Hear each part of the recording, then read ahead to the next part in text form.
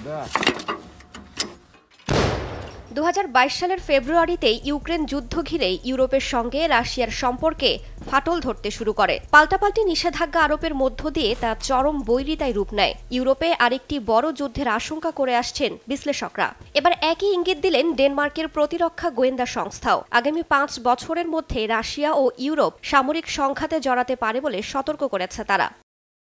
দেশটির রাষ্ট্রীয় গণমাধ্যমে প্রকাশিত এক প্রতিবেদনে বলা হয়, ইউক্রেন যুদ্ধ শেষ হলে বা কোনো কারণে আটকে গেলে কিংবা সামরিক জোট ন্যাটোর মধ্যে যদি বিভাজন দেখা দেয় তাহলে রাশিয়ার সঙ্গে আঞ্চলিক সংঘাত তৈরি হতে পারে। ওই প্রতিবেদনে আরও বলা হয়, ইউক্রেন যুদ্ধে যুক্তরাষ্ট্র যদি ন্যাটোকে সমর্থন না দেয় তাহলে রাশিয়ার কাছে জোটটি দুর্বল হিসেবে বিবেচিত হবে। তাছাড়া উত্তর মেরু নিয়ে রাশিয়ার সঙ্গে ন্যাটোর উত্তেজনা দিন দিন বাড়ছে।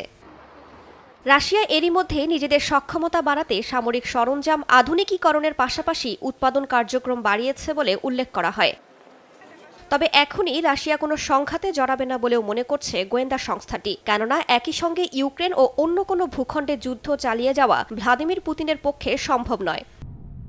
ডোনাল্ড ট্রাম্প ক্ষমতায় আসার পর গ্রিনল্যান্ড দ্বীপ নিয়ে অস্থিরতা তৈরি হয়েছে। তবে ইউরোপের সঙ্গে যুদ্ধে রাশিয়া গ্রিনল্যান্ড ও ফ্যারো দ্বীপপুঞ্জকে জড়াবে না বলে ধারণা ডেনমার্কের প্রতিরক্ষা গোয়েন্দা সংস্থার। তাদের মতে এই অঞ্চল ঘিরে ইউরোপের চেয়ে বরং যুক্তরাষ্ট্রের কৌশলগত স্বার্থ বেশি।